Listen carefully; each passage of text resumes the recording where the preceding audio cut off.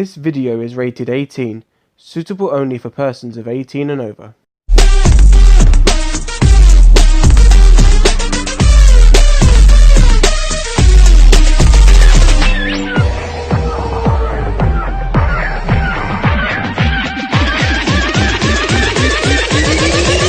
I have you.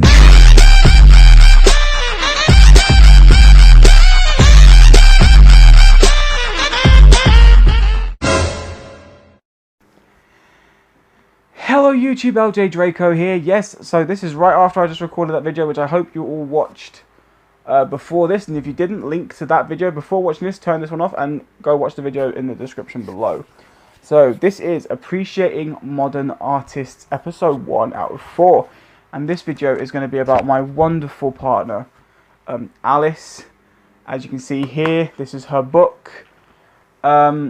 She's done poetry for so long and so many years. So I'm going to get into how I met her, what drew me to her artistically, and I may even read you one poem from the book. She has no idea I'm doing this video based on her. As far as she knows, I'm only doing videos on the other 3 people. She has no idea I'm doing about her. But anyway, so yeah, so how I met her. So this is, I don't know if I've ever talked about this publicly. I think I might have done some streams. But me and her met 7 years ago on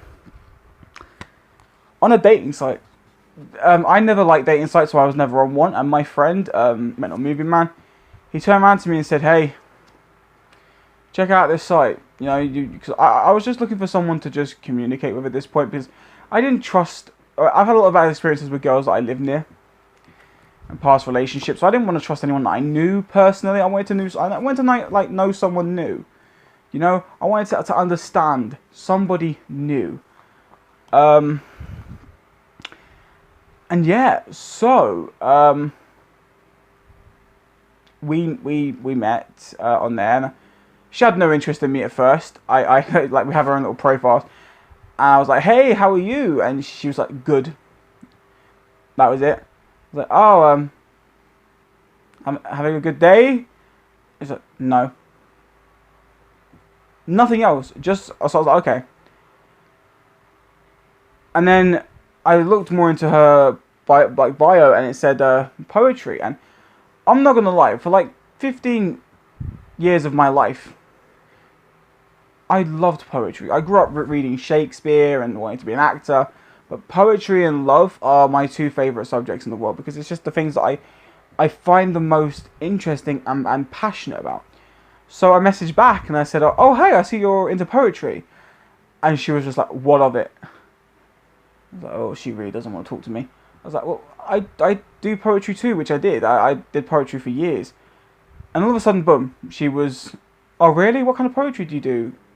And I explained, and she was like, "Oh, well, I do it's kind of sad poetry. It's emotional. It's not like nice, uplifting. Mine's based on how I feel." And I said, "That's perfectly fine." And then she was like, "Oh, do you like other people's poetry?" I said, "Well, sometimes, yeah." And she asked about maybe meeting up just to read her poetry. And at this point, I wasn't even caring about finding a relationship. It's just the fact that finding a woman who enjoyed poetry at this point was the only connection and interest I had, was the fact that this is someone else who does poetry, and she just happens to be a female. So we met up. I think it was like a day or 2 after we messaged. We walked around the park for a few hours, just talking, getting to like know each other as people. I wanted to know who she was before I read her poetry, so that I could piece together what she had told me to the poetry. I sat there and I read about 20 to 30 pages of just different poems, and I cried through most, because they are very powerful, very heartbreaking, very emotional. At the end of that day, I'm an idiot, because I fall for people a bit too quickly. But this wasn't just falling for someone. This was falling for an actual human being with a soul that had been hurt. And you could tell by the poems. You could tell by the way she spoke, because she spoke very quietly. When I felt like, you've seen her videos, she talks like this quite a lot of the time, and she didn't like. She's very, very shy, talking. So I wanted to piece everything together. And I sat there and I said, "Look, I'm not gonna lie, you're a very interestingly nice person. Your poems are amazing. They reflect on your soul. You seem like such a lovely person.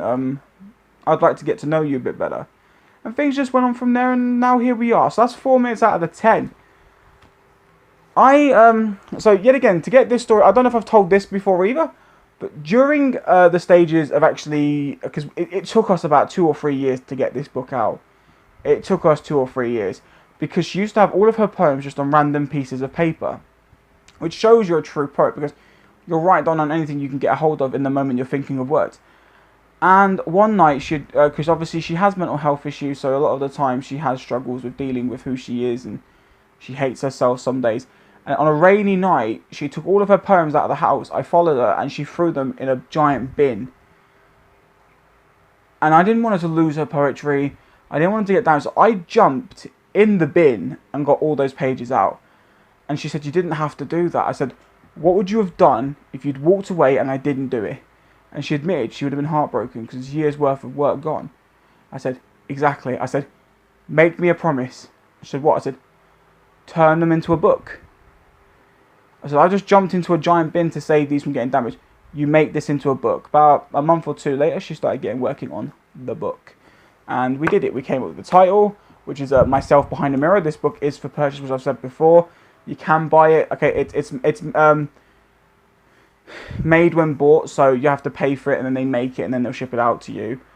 I'm not saying anyone has to buy this. I know a couple of people that have bought it, and thank you so much for those who have, that have shown their support and bought the book. Like, it really means a lot to her and to us, because like I said, it was a struggle getting this book made. So thanks to anyone who showed that support. But yeah, no, and she did. She made the book. She made the book, and I could not be any prouder of her for doing so. This, and it's not just poems in this book as well. She's added some images, which I can go through a couple with you. I can't go through a lot, but like the main page, she started off because she didn't want to put her main picture like on there at all. She didn't want to do that. She even put her old YouTube channel name in there, which is the Spiral Movie Collector. Alice, my story. Picture of me and her in a park. But the first page she opens with is when she was suffering with anorexia, which is this image here. You know, she was. She keeps saying that she looks like really beautiful there, and I'm not gonna lie, she's always beautiful to me. But she was really ill, and I mean, there's a difference between beautiful and ill. And you know, yeah. But we are working hard, so I want to just find the poem that I could read.